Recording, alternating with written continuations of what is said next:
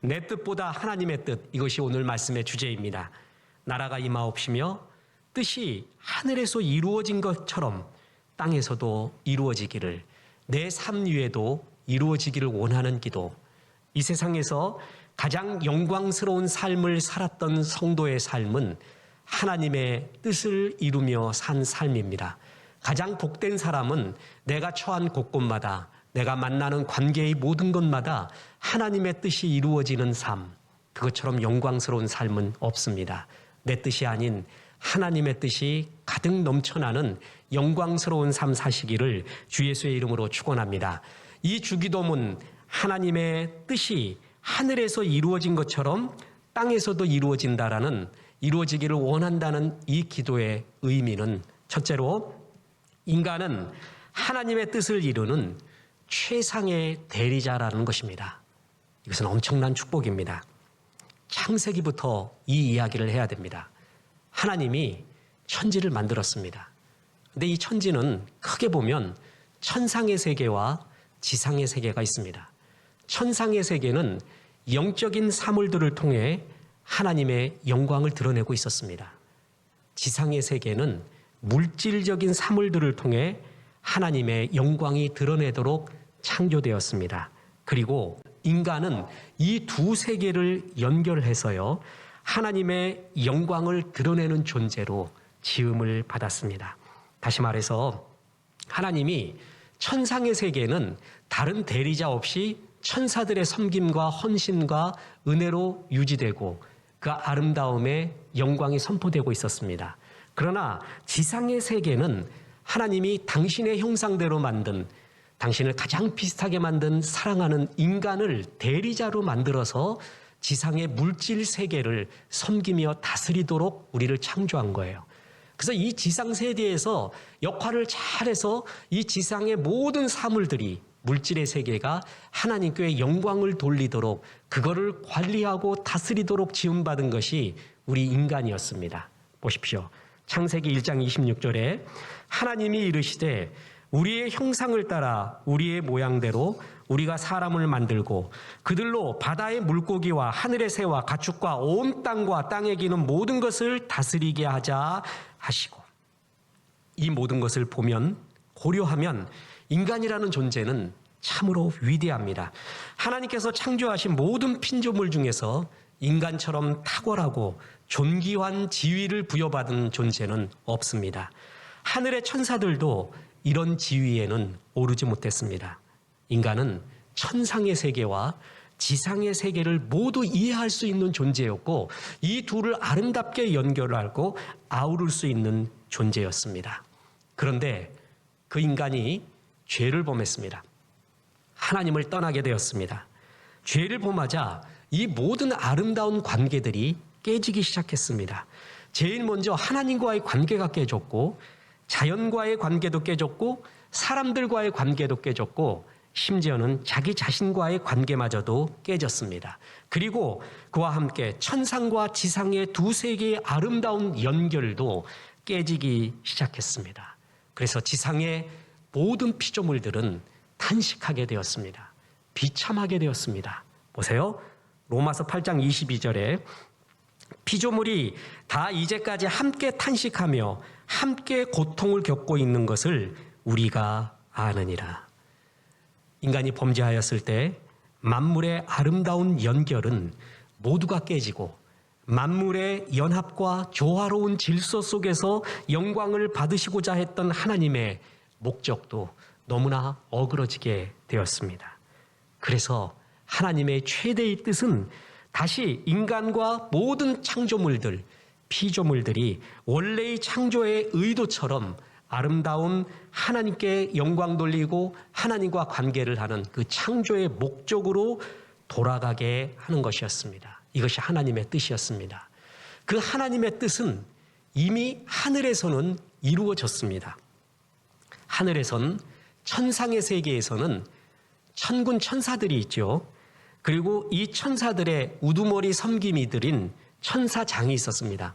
성경에 나와 있는, 이름을 알 수 있는 천사장들 중에는 미카엘, 가브리엘, 루시퍼 등이 있습니다. 그런데 이 가운데 하나인 루시퍼가 하나님을 대적합니다. 자기의 위치를 벗어납니다. 교만해집니다. 그래서 마귀가 되었죠. 하나님은 이 존재를 쫓아내게 됩니다.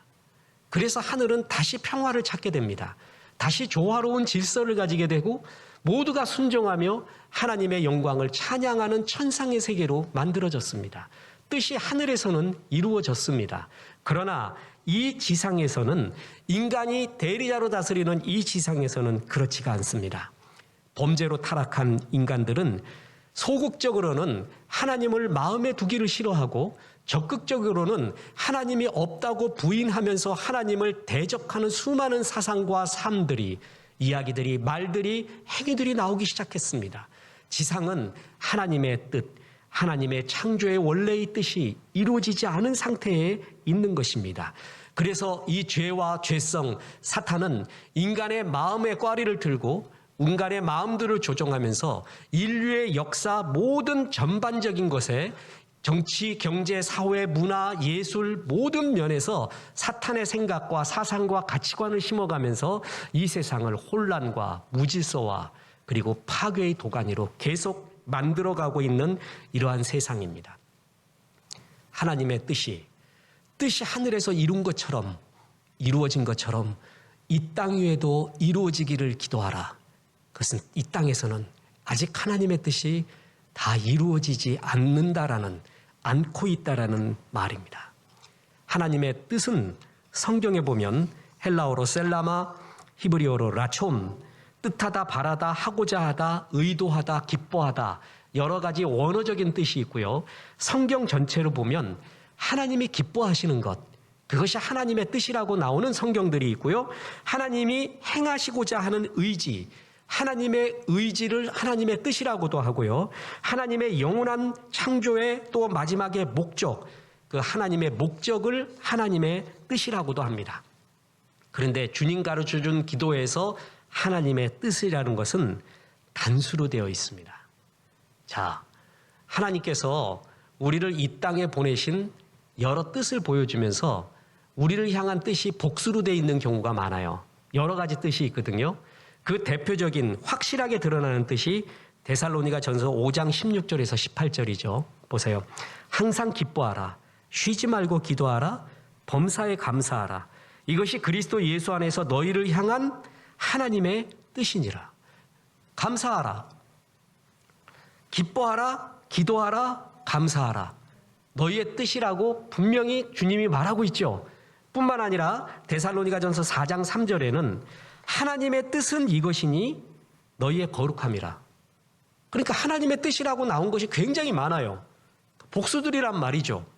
근데 주기도문에서 뜻이 하늘에서 이룬 것처럼 할 때 그 뜻은 단수로 되어 있어요.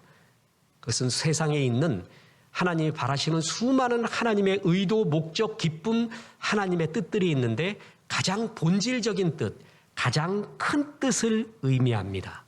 그게 뭘까요?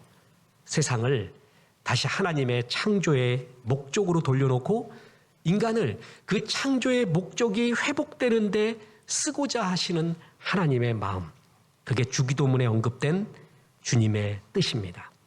다시 말해서 하나님의 큰 뜻, 그것은 하나님의 형상대로 창조된 모든 인간이 이 땅에서 예수를 믿고 구원을 받아 예배하며 하나님의 백성이 되어가, 그래서 하나님께 영광을 돌리는 삶이 되어가는 것, 그것이 하나님이 말하는 가장 큰 주의 뜻, 이 땅을 향한 하나님의 마음이라는 것입니다.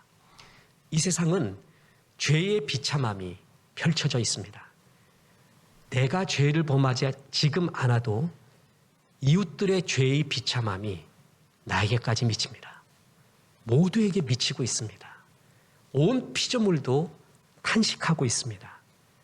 그러나 하늘에서는 이미 모든 질서가 회복되고 하나님의 영광을 돌리는 아름다운 찬양의 회복이 일어났습니다. 그러나 이 땅은 그렇지 않습니다. 그래서 이 땅에서 그런 하나님의 뜻이 이루어지기를 원하고 있는 주의 마음. 자, 그러면 뭐예요? 가장 쉽게 얘기해서 이 땅에 이루어지기를 원하는 하나님의 뜻은 한마디로 구원이라는 것입니다. 예수님을 이 땅에 보내심으로써 하나님의 뜻이 이 땅에서 이루어지는 구체적인 본격적인 가장 중요한 하이라이트를 시작하셨습니다. 그래서 예수님은 자신의 뜻이 아니라 하나님의 뜻이 이루어지기를 원해서 이 땅에 오셨다고 했습니다. 그래서 보세요. 누가복음 22장 42절 그 유명한 겟세마네 기도에서 이르시되 아버지여 만일 아버지의 뜻이거든 이 잔을 내게서 옮기시옵소서. 그러나 내 원대로 마시옵고 아버지의 원대로 되기를 원하나이다. 그 유명한 아버지의 뜻을 간구하는 기도 아니에요? 이러한 예수님의 삶을 묵상했던 바울 사도는 이런 고백을 합니다. 빌립보서 2장 8절에 사람의 모양으로 나타나사 자기를 낮추시고 죽기까지 복종하셨으니 곧 십자가에 죽으심이라. 그는 죽기까지 하나님의 뜻을 이루기를 원했던 삶을 살았대요.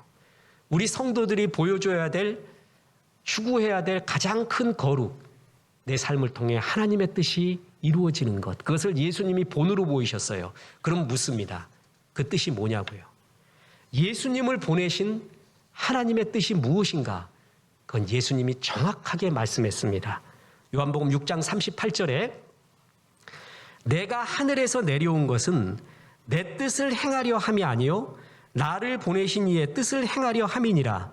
나를 보내신 이의 뜻은 내게 주신 자 중에 내가 하나도 잃어버리지 아니하고 마지막 날에 다시 살리는 이것이니라. 정확하지요? 누가복음 19장 10절에서는 이렇게 말했습니다. 인자가 온 것은 잃어버린 자를 찾아 구원하려 함이니라. 예수님은 이 땅에 죄사함, 구원을 주시며 이 땅에 하나님을 대적하는 모든 피조물들이 다시 하나님과 아름다운 연결을 하여서 하늘나라에서 하나님의 질서와 영광이 회복된 것처럼 이 땅에도 하나님의 영광과 하나님의 질서와 아름다움이 회복되기를 원하고 있는 것이에요. 그게 예수님이 이 땅에 오신 가장 중요한 첫 번째의 목적이었습니다. 그런데 하나님은 하늘나라에서 일을 이루실 때는, 당신의 뜻을 이룰 때는 당신의 명령으로, 당신의 강력한 주권으로 이루어오면 됐어요. 그러나 지상에서 하나님의 뜻을 이룰 때는 반드시 하나님의 법칙 하나를 스스로 세우셨는데, 그것이 하나님의 형상대로 지음받은 사람을 사용하시는 것입니다. 구원에 있어서, 죄사함의 복음을 전파하고 구원받는 데 있어서 하나님은 전격적으로 당신이 혼자 다 하실 수도 있었을 것입니다. 그럼에도 불구하고 하나님은 그렇게 하시지 않고 구원의 사역만큼은 하나님은 인간의 협력, 인간의 동역, 인간의 기도와 헌신을 요청하십니다. 다시 말합니다. 하나님의 능력이 부족하거나 모자라서가 아닙니다. 하나님의 형상대로 지음받은 인간, 하나님의 아직도 지극히 사랑하는 그 인간, 하나님의 마음과 모든 것을 쏟은 그 사람이 이 일에 협력해 주기를 바라며 같이 동역하고 같이 달려가기를 원하는 주의 마음이 여기에 있습니다. 그래서 하나님의 뜻이 하늘에서 이룬 것처럼 이 땅에 이 구원의 역사가 이루어지도록 그대들은 기도하고 거기에 헌신해달라. 그것이 너희의 기도의 목록에 반드시 들어가야 된다라는 것입니다. 보십시오. 로마서 10장 14절에 그런즉 그들이 믿지 아니하는 일을 어찌 부르리요? 듣지도 못한 일을 어찌 믿으리요? 전파하는 자가 없이 어찌 들으리요? 이 영광스러운 구원의 사역, 예수님이 이 땅에 오심으로 하나님의 뜻이 이루어지기 시작을 했는데, 예수님이 오신 뜻은 잃어버린 영혼을 찾아 전도하는 일이었습니다. 이 영광스러운 일에 죄 많은 나를, 우리를 쓰고 싶은 주의 마음, 이 얼마나 감격스러운 은혜입니까? 그래서 오늘 가르쳐준 내 뜻이 아닌 하나님의 뜻에 대한 교훈의 두 번째이자 결론이 있습니다. 구원 사역에 쓰임받는 성도들이 가장 복이 있다라는 것입니다. 너희는 기도할 때 이 땅에 하나님의 뜻인, 예수님이 오신 뜻인 죄사함의 구원의 사역이 펼쳐지도록 너희의 기도에 반드시 그 기도를 포함시켜라. 이게 주님 가르쳐준 기도의 핵심입니다. 그렇다면 나의 기도에는 예수님의 이 땅의 구원 사역이 포함되어야 되고 내 삶에는 이것이 핵심적으로 포함되어야 하나님의 뜻을 이루는 삶이라는 것입니다. 누군가에게 나는 마지막 기회일 수도 있습니다. 천국 갈 수 있는 마지막 기회가 내가 될 수 있어요. 그런데 쓰임받는 것처럼 영광스러운 것은 없습니다. 설교 준비를 하잖아요. 거의 모든 것을 목사들은 예배를 준비하기 위해서 쓴다고 해도 과언이 아닙니다. 우리 교회는 방송 문서 선교로 이메일도 보내고 문자도 보내고 방송도 하고 있지 않습니까? 이때 제일 경외스러울 때가 있어요. 예배의 방송을 통해, 소책차를 통해, 또한 다른 매개 수단을 통해서 주님을 만났다라는 간증. 내가 죽으려고 했는데 예배를 듣고 예배를 참여하며 살아나서 다시 살려고 했다라는 간증. 이걸 들을 때는요, 경외감이 아니라 놀라움입니다. 내가 설교를 했는데, 내가 전했는데 이런 일이 일어날 수 있을까? 이때는 때로는요, 목사가 직업 같아요. 매너리즘에 빠져갈 때도 있어요. 그것을 제일 경계해요. 그래서는 안 되고 생명이 나타나야 되고, 이건 직업이라기보다 성직이니 주 앞에 생명과 은혜가 나타나야 된다는 것을 항상 생각해요. 근데 어느 때 그것이 가장 강하게 나타나냐 하면 전도 설교하고요, 구원받는 사람 나타나고 죽은 사람이 살아나는 거예요. 이런 간증과 이야기를 들을 땐 정신이 바싹 나요. 그리고 말할 수 없는 신선함과 충만함과 에너지가 솟아나게 됩니다. 우리 교회에서 만든 여러 소책자, 지금도 우리 전도 문서 방송위원회까지 만들었잖아요. 지금 기도하고 있는 전도 소책자가 한 4가지 됩니다. 만들어낼 겁니다. 그래서 이 현대에 맞고 그걸 들으면 예수님에 대한 소개와 죄사함의 복음이 그대로 들어가 있는, 그거를 만들고 영적인 싸움하며 기도하고 있어요. 그 전에 만든 이병철 회장의 24가지 질문, 한 사람의 소중함, 나는 누구인가. 우리는 코로나 전에 이거를 이 주변에 집에다 돌렸습니다. 그죠? 그것도 공원에다 놓기도 하고요. 전도는 노방전도 있고 집에다가 전도지 꽂는 것도 있고 관계 중심도 있고, 전도는 수많은 형태, 방송 문서 선교도 있고요. 전도도 있고요. 전도는 기도하면 수없이 방법이 있어요. 그 중에 하나도 이게 문서 선교거든요. 그걸 어떤 사람이 봤습니다. 이 사람은 어릴 때 신앙생활하고 어머니가 아직도 나를 위해 기도하고 있는 사람인데 예수님을 인격적으로 만난 것 같지는 않았어요. 소설가였습니다. 유명한 소설가입니다. 예수에 대한 글을 썼어요. 그러다가 전도지를 보고 전화가 왔습니다. 만나자고 해요. 그래서 무슨 일이십니까? 했더니 전도지 나는 누구인가를 읽었는데 정말 마음것을 깨닫고 생각하고 그런 가운데 이런 글을 썼습니다 하면서 소설을 보여줘요. 목사님이 추천서를 좀 써주면 좋겠습니다. 추천서를 정성껏 써주며 그와 지금도 커뮤니케이션 하면서 당신 그 좋은 글 실력으로 제가 한 가지 제안을 하겠습니다. 많은 영혼을 주 앞으로 돌아오게 하는데 그 글을 쓰십시오. 그것처럼 영광스러운 글은 없습니다. 자기 수준이 아직 그렇게 안 된대요. 주님 잘 만나고 주님 앞에 은혜 받으면 할 수 있습니다. 그랬어요. 이런 전도의 만남, 이런 만남이 제일 경외스러워요. 떨려요. 내가 목사인 걸 알겠어요. 사람이, 우리 성도가 어느 때 제일 신선해지고 에너지가 솟냐하면 전도의 만남입니다. 왜 그런 줄 아세요? 그게 주의 뜻이에요. 그래서 뜻을 이루는 삶을 살기 때문에 그때가 제일 영광스럽고 에너지가 솟아나고 뱀을 집으며 독을 마실지라도 죽지 아니하는 때가 전도 선교의 때라는 거예요. 그래서 내가 에너지를 받고 싶어요. 뭔가 새로운 출발도 하고 싶고요. 내일의 돌파구를 찾고 싶어요. 그때 가장 핵심적, 첫 번째는 예배예요. 두 번째가 전도 선교입니다.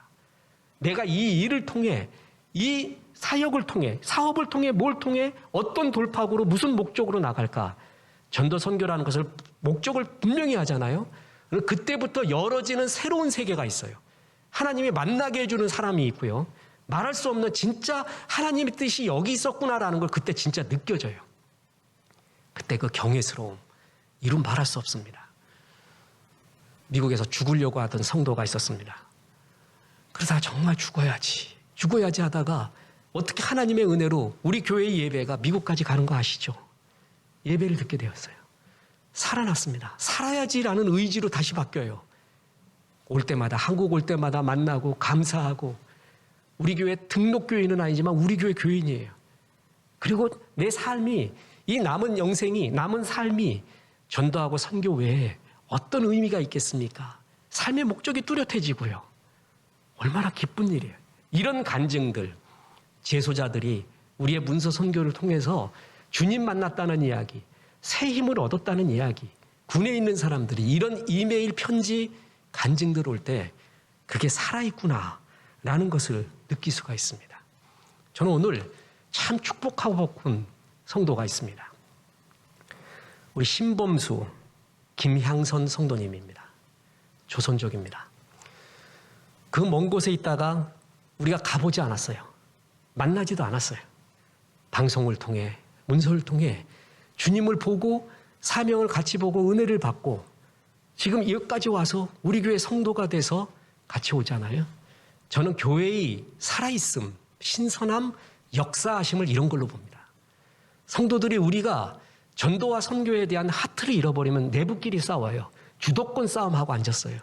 지금 아주 비참하게 더러워집니다. 전도하고 선교하고. 그래서 구원받은 무리들이 주 앞에 들어오고.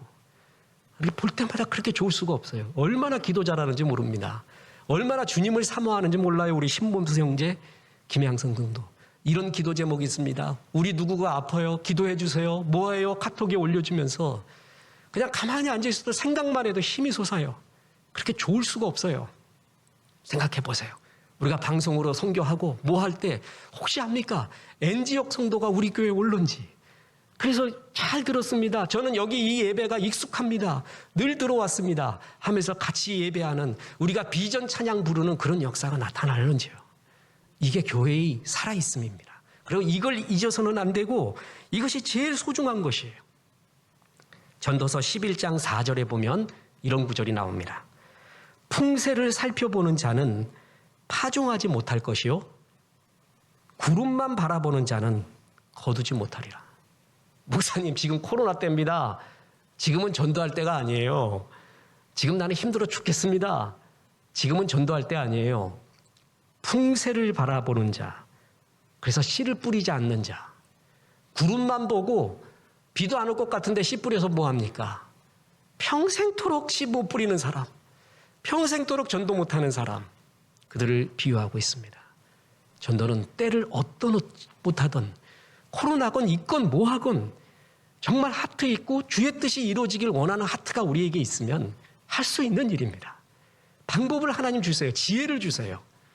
아, 정말 그렇구나. 하나님의 뜻이 하늘에서 온전히 이루어진 것처럼 이 땅에 이루어지는데 나를 쓰기를 원하는구나. 구원받은 백성들이 늘어나고 그들이 주님을 찬양하는데 이 죄 많은 나를 쓰기를 원하는구나. 그처럼 영광스러운 인간의 지위, 인간의 역할이 어디 있겠습니까? 그래서 하나님은 바로 이런 사람을 기뻐합니다. 저는 결혼식이 말이에요. 결혼식에 여러 추억이 있지 않습니까? 목사 되기 전에 저는 결혼식 사진을 무지하게 찍었습니다. 먹고 살려고도 찍고 사진 갖고 아르바이트를 해서 웨딩 촬영, 야외 촬영, 실내 촬영 무지하게 찍어댔습니다. 그 찍던 사람이 어느덧 주례를 하게 되고 야, 삶이 이렇게 다늘어지는구나. 잊혀지지 않는 결혼식 2개가 있어요. 하나 우리 선배님, 지금 선교사로 가 있는 선배님인데 그야말로 찢어지게 가난해. 그래갖고 저분 결혼식 어떨까 하고 봤더니 역시나 결혼 딱 하는데 그 왜 순서지 있지 않습니까? 순서지를 A4지로 복사를 했어요. 그래가지고 그냥 거기다 순서하고 다 써놔. 역시 그대답다. 거기도 보니까 뭐 순서지 어쩌고저쩌고. 그리고 거기서의 쇼킹. 하나님이 만나 계셔서 감사합니다. 예수 믿고 구원받으세요. 그걸 적어놨어요. 우리 서정식 집사가 결혼하는데 그 결혼지는, 결혼 순서지는 아직도 갖고 있습니다. 한 면이 죄사함의 복음을 전하는 전도지였습니다. 그걸 적어놨어요. 이럴 수가 있구나. 이 사람 주님을 사랑하는구나. 때를 얻든 못하든 나의 결혼식엔 반드시 사람들 올 것이고 이 사람들은 구원받기를 원한다. 그래서 거기에 복음을 전해놨어요. 죄사함의 복음을. 참 좋습니다. 잊혀지지 않는 결혼식이었습니다. 이런 걸 보면서 우리 교회가 저는 대학 다니면서요. 대학 기독학생회에서 배운 큰 세 가지가 있습니다. 그 중에 하나가 뭐냐 하면 제가 회장을 할 때 처음으로 대학교 연합으로 전도 집회를 하자. 불가능했습니다. 아무튼 일이 많았어요. 근데 이제 기독학생회 CCC, 내비게이터, IVF, UBF, 캠 여러 단체가 있었어요. 연합으로 1회 전도 집회를 하자. 그때 논의했던 이야기가 잊혀지지 않습니다. 그게 하나님이 목회를 위해 배우게 했던 것 같아요. 뭐라 그러냐면 제가 만약에 A대학이라고 합시다. A대학 복음화가 뭐냐? A대학 복음화, 무슨 복음화 이렇게 얘기하거든요. 복음화가 뭐냐 하는 거예요. 그럼 A대학에 다니는 모든 사람을 전부 예수 믿게 하는 게 복음화냐? 그렇게 말한다면 우리의 계획은 추상적이 된다. 그건 복음화가 아니라 그건 하지 않는다는 얘기하고 똑같다. 구체적이어야 된다. 복음화가 뭐냐? 그거를 많은 사람들이 상의했어요. 그때 결론 잊혀지지 않습니다. A대학 복음화라는 것은 A대학에 들어오는 사람들이 예수 그리스도에 대한 구체적인 소개를 한 번 이상 받게 하는 것이다. 그걸 복음화의 개념으로 정했습니다. 그러니까 캠퍼스 찬양을 통해서든지 전도지를 통해서든지 세미나를 통해서든지 부흥회를 통해서든지 사람들을 A대학에 들어오면 무조건 예수 그리스도에 대한 구체적인 복음을 한 번 이상은 듣게 하는 것이다. 그걸 복음화의 개념 잊혀지지 않습니다. 맞습니다. 이 지역을 복음화한다는 거 전부 예수 믿게 하는 거 너무 추상적인 개념이에요. 그리고 구원은 하나님께로 있습니다. 하나님께 주권이 있는 거예요. 우리는 뿌리는 것이에요. 우리가 결과를 다 하는 것이 아니에요. 우리가 구원시키는 게 아니죠. 근데 우리는 정확하게 전하는 거예요. 그래서 삼성동 사람들이면 집집마다 한 번 이상은 예수 그리스도에 대한 복음을 구체적으로 들을 수 있는 문서를 전할 수도 있고 노방에서 그럴 수 있고 관계 중심으로 할 수 있고 방송으로도 할 수 있고 나중에 주님이 이렇게 말할 겁니다. 어떤 A라는 사람 넌 지옥 이렇게 얘기하니까 나는 들어보질 못했는데요. 예수님에 대해서 넌 너무 억울합니다 이래요. 그랬더니 주님이 말합니다. 그대 어디서 살았는가? 강남구 삼성동이요. 거기 강남 비전교회에 있었잖아. 내가 알기로는 분명히 거기서 전도지 줬는데 분명히 거기에 죄사함 받고 하나님의 자녀 되는 길도 다 얘기했는데 너 그거 안 봤냐? 예, 그건 안 봤는데 핑계치 못할지니라. 이 지역에 있는 사람이라면 어떻게 하든 예수 그리스도에 대한 복음을 구체적으로 듣게 하는 우리는 그 뿌리는 일 그리고 그게 가장 교회의 영광스러운 사역입니다. 저는 꼭 만나고 싶은 사람이 하나 있습니다. 사람이 뭐냐 하면 이거는 아이러브 스쿨에도 안 되고 어디도 안 되고 돌아가셨을 것 같은데 내가 구원받았을 때 그때 찬양해준 그 자매 내가 그 간증을 많이 했죠. 중2 말기 때 예수님 영접하게 됐는데 전 그때 찬양으로 다 이미 마음이 열렸어요. 그 자매 잊혀지지 않습니다. 아무튼 딱 그냥 내 3배만한 그 등치로 그렇게 자유스럽게 부르는 어메이징 그레스. 그리고 나를 위해 끝없이 찬양하면서 하나님이 당신이 택했대요. 그래서 기도하면서 찬양하고 있었고 브레이크 타임 때 나왔다 그랬잖아요. 배지를 들고 나와요. 지저스 포스트. 난 제발 좀 안 왔으면 좋겠는데 난 운명이다 싶게 이제 왔어요. 나한테 그걸 전해주면서 알아듣지 못하는 영어로 하나님이 당신을 사랑하고 당신을 향한 선한 뜻이 있다. 그걸 전해준 그 자매. 이름도 모르고 모두 몰라요. 그 선교단 이름도 모르겠어요. 근데 그 선교단은 거의 100% 자비량으로 옵니다. 자기 돈 들여서 온 거예요. 그리고 한 사람 구원시킨 거예요. 그게 나예요. 나는 천국 가서 그분을 정말 만나보고 싶어요. 그리고 그분에게 정말 인사를 하고 싶어요. 당신이 그때 자비량으로 와서 선교했던 그 열매가 지금 전데 저는 많은 사람에게 이렇게 복음 전하고 있습니다. 당신이 시작한 겁니다. 당신 정말 고맙습니다. 천국에서의 최고의 영광은 전도한 영혼입니다. 최고의 미래에 대한 준비는 천국입니다. 그리고 천국에서의 최고의 영광은 내가 전도한 간접적으로 직접적으로 전도한 영혼이라는 것입니다. 유명한 전도자인 무디 목사님이 설교를 마치고 이분이 구두 수송공이었잖아요. 은혜 받고 전도자가 됐는데 설교를 마치고 인사를 나누고 있는데 어느 대학에서 문학을 가르치고 있었던 교수님이 다가와서 이렇게 말했습니다. 목사님, 설교는 너무나 좋았습니다만 유감스럽게도 문법적으로 틀린 부분이 50군데나 됩니다. 이렇게 말했어요. 그 말을 들은 무디는 이렇게 대답했습니다. 충고해 주셔서 감사합니다. 그런데 선생님께 물어보고 싶은 것이 한 가지 있습니다. 저는 감격스럽게도 지금까지 문법도 안 맞는 엉망인 언어로 수천 명의 영혼을 주님께로 인도할 수 있었습니다. 그런데 선생님께서는 그 정확하신 언어로 몇 사람이나 그리스도께로 인도하셨습니까? 예수 안 믿는 사람은 지옥의 심판을 받습니다. 그런데 예수 믿는 사람은 삶의 결산을 받습니다. 우리는 결산의 순간 때 주님이 이렇게 물어볼 겁니다. 너 그렇게 내가 이쁘게 만들어줬잖아. 총명하고 재능 있게 만들어줬잖아. 건강하게 만들어줬잖아. 좋은 사람 만들어주고 좋은 물질을 소유하게 만들어줬잖아. 그것 가지고 무엇을 했니? 그것 가지고 정말 내 뜻인 내 간절한 바람인 영혼 구원에 사용한 적이 있는가? 아니면 전부 네 뜻을 위해 네 이생의 자랑을 위해 썼니? 그 결산은 반드시 할 것입니다. 그때 부끄러워하지 않는 정말 하나님 앞에 이렇게 썼습니다. 전도는 내가 직접 할 수도 있습니다. 그리고 직접 복음을 전하는 노방전도도 있고 가가호호 가서 전도지를 꼽는 전도도 될 수 있고 관계 전도의 관계 중심, 내가 아는 사람을 데리고 오는 관계 중심의 전도도 있을 수가 있고 뿐만 아니라 핸드폰과 문자, 이메일들을 전해주는 문서 선교가 있고 방송으로 하는 여러 가지가 있습니다. 여러 방법들이 있습니다. 그걸 직접 하는 사람이 있고 후원하는 사람이 있고 동력하는 사람이 있고 다 여러 일이 합력하여 선을 이루어야 됩니다. 근데 그런 사역에 내가 한 번도 하나님의 뜻을 이루는 구원 사역에는 쓰임받은 적이 없는 사람, 부끄러울 것입니다. 그 사람은 가시밭길에서 발길질하는 것과 똑같은 인생입니다. 왜냐하면 우리 인생이 가장 행복하고 영광스러울 때는 하나님의 뜻이 나한테 이루어질 때예요. 그때 이루어지는 하나님의 의, 하나님의 평강과 영광, 그것이 바로 영혼이 잘 되는 길입니다. 우리 설교에서 많이 들었잖아요. 네 영혼이 잘됨과 같이 범사가 잘 되고 육신도 강건하기를 원하는 그 영혼이 잘됨의 핵심에 뭐가 있는가? 전도하는가? 하나님의 뜻이 너희 가운데 이루어지고 있는가? 그 삶에 정말 하트를 품고 있는가? 그것이 영혼이 잘 되는 일입니다. 사업이 잘 되는 길이에요.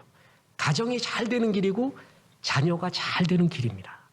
그것이 영혼이 잘 되어서 모든 회복이 일어나기를 원하는 주의 마음. 그래서 주기도문에 뜻이 하늘에서 조화롭고 영광스럽게 다 해결된 것처럼 이 땅 위에도 그 하나님의 구원과 영광이 회복되도록 너희가 기도하고 헌신해다오. 나는 너를 쓰고 싶구나. 이것이 오늘 주에게 주님이 우리에게 말씀하신 것입니다. 바로 이런 영광스러운 일에 쓰임받을 수 있다는 것처럼 우리 삶이 영광스러운 일은 없습니다. 우리 자녀가 내가 여기에 쓰임받을 수 있도록 기도하세요. 그게 잘 되는 길이에요. 그게 최고 영광스러운 길이에요. 그리고 내가 그렇게 사십시오. 그렇게 해서 착하고 충성된 종아, 내 뜻이 너를 통해 이 지상에서 얼마나 많이 이루어졌는지 모른다. 이런 말씀 듣는 영광스러운 주의 자녀 되기를 주 예수의 이름으로 축원합니다.